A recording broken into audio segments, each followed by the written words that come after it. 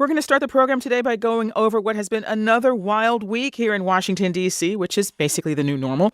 This week, the big story was former FBI Director James Comey's testimony before the Senate Intelligence Committee. Comey says that President Trump, in a private meeting, expressed the wish that Comey drop an investigation into former National Security Advisor Michael Flynn, and that has legal analysts debating whether the president obstructed justice. On Friday, President Trump fired back. No collusion, no obstruction. He's a leaker.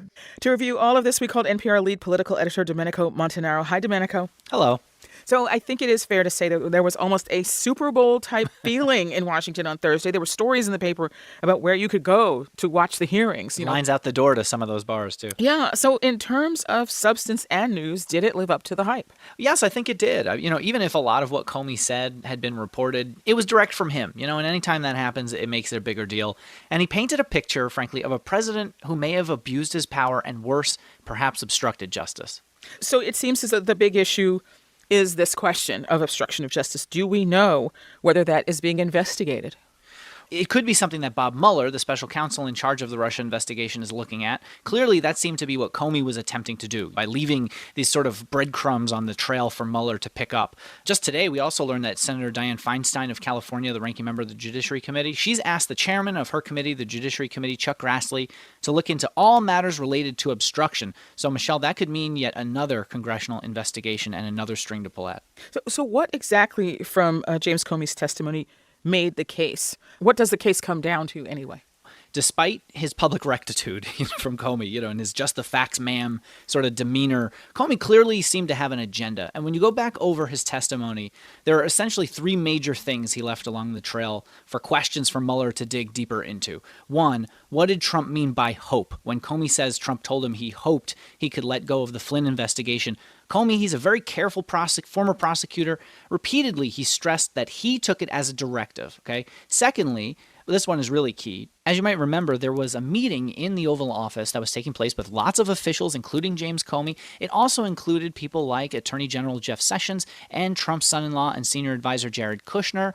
Trump asked them to leave so that he could speak one-on-one with Comey. Does that constitute intent?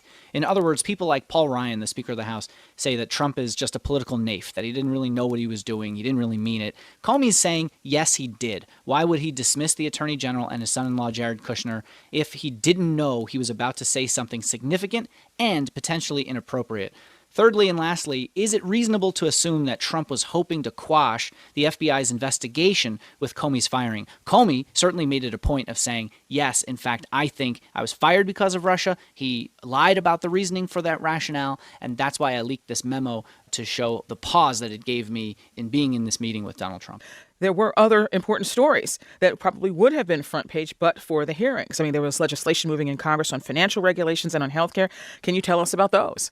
Well, there's a couple of things that were really key. I mean, I think that you would have seen a lot of more attention paid to the Dodd-Frank repeal in the House. That's the financial regulation law that went through after the 2008 collapse that Barack Obama and Democrats pushed through. The House just decided repeal that. That means lots of regulations on Wall Street that could potentially go up in smoke if the Senate winds up writing and pairing a bill that could pass. So far, they don't have legislation to go through.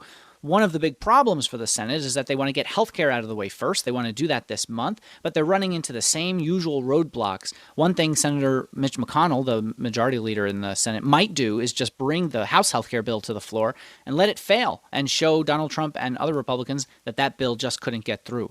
That's NPR lead political editor Domenico Montanaro. Domenico, thanks so much. Oh, you're welcome.